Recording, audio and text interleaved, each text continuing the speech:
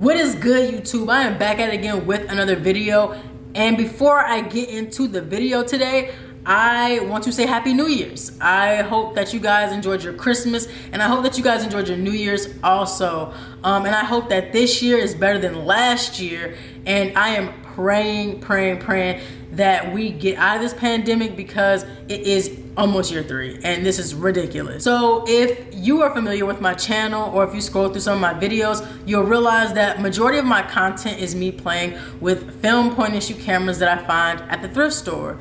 And I thought that it would be a great way to start off the year by just being a little different. So instead of picking up a film camera I got from the thrift store, I got a digital camera that is not from the thrift store, actually. I bought this camera in 2012 when I wanted to take YouTube seriously. I wanted a decent camera that would have a decent quality video for like cheap, because I was cheaper on that time.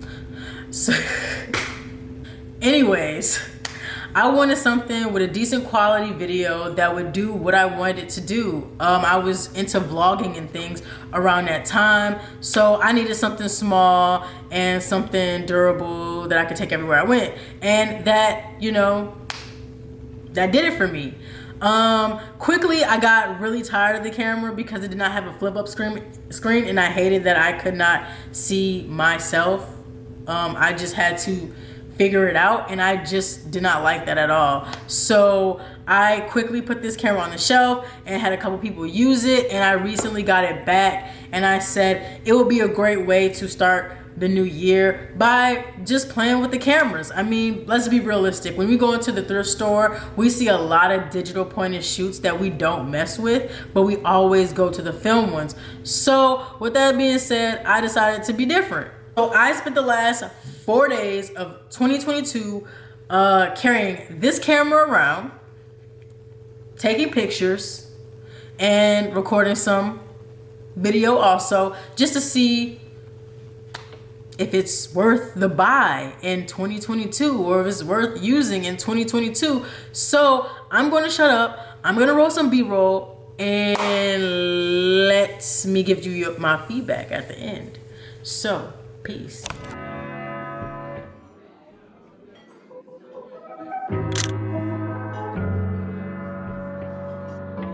Active by night, keep going crazy.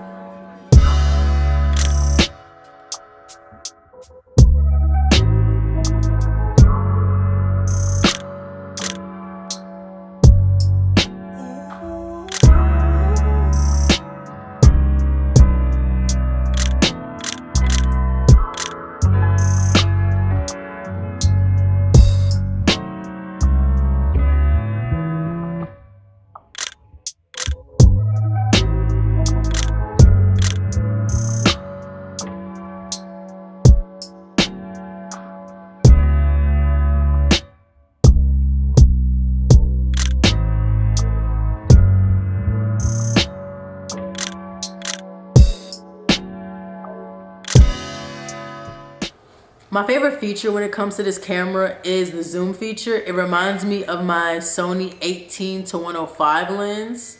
It zooms in that close. The only difference is, of course, my Sony 18-105 lens is way clear, more clear than this bad boy right here, because come on, it only has 16 megapixels. So it's not that good up close and personal, but you can get pretty close. One thing I don't like about this camera is that the focusing on it is garbage, whether it's on autofocus or whether it's on manual focus. The camera literally focuses on any subject that it wants to. Like if I'm recording myself right now, it may not focus on my face, but it may focus on my refrigerator or the pictures on top of my refrigerator. But one positive thing about the focusing is that it may focus on one particular thing, but everything that's in the frame is going to pretty much be cleared, like in focus. So I really think that's cool when it comes to this camera. I like that when I take portraits that the flash comes on if it's needed. It's kind of like I have a reflector and I don't. So that's a plus, and I kind of like it too. One thing that I hate, but I hate this about all cameras, is when you take a picture, the picture will look so awesome like on the screen, but when you like blow it up on a computer, it looks kind of like you know. That's one thing. Obviously I definitely color graded the video and ran it through Lightroom, the pictures, just to enhance the quality a little bit, just to make it look a little bit more professional than the actual quality of, you know, the camera. So my overall opinion about this camera is I will never use this as my main camera. That's just me being honest.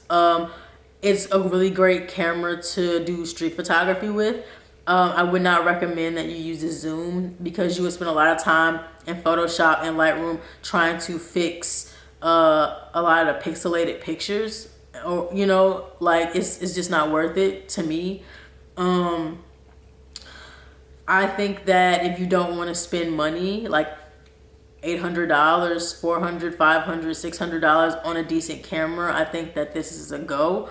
Primarily because it's not about the gear, it's about the photographer, it's about the person behind the camera, because you can produce decent quality photos with this bad boy. As you know, as you saw, some of the pictures are decent and I really like some of them. So would I use this in 2022? I don't know. I really don't know if I would use this camera again. I may do a versus the Sony CyberShot, I think it's called. So I don't know. I just thought it'd be cool to do something different type of video.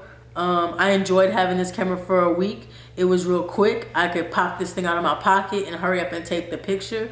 Like I said, it takes a minute to focus, because all you have to do is click the I call it a trigger. Click the trigger, and it takes like a second to really like focus and take the picture, which is kind of annoying, but it works in some aspects of things, and it caught some really good things in focus that I did not think would ever be in focus. So that's my overall opinion. You know, don't let dollar signs, prices, or pixels really scare you away from doing what you love. You know, if you can't afford an $800 camera, go ahead and get the one for that's like $175, $150, and work your way up there, you know. But that's really about it for this video. If you guys like this video, thumbs it up. If you don't like this video, thumbs it down. If you want to see more of my face and more of my content, go ahead and hit the subscribe button, and I will see you guys next time. Peace.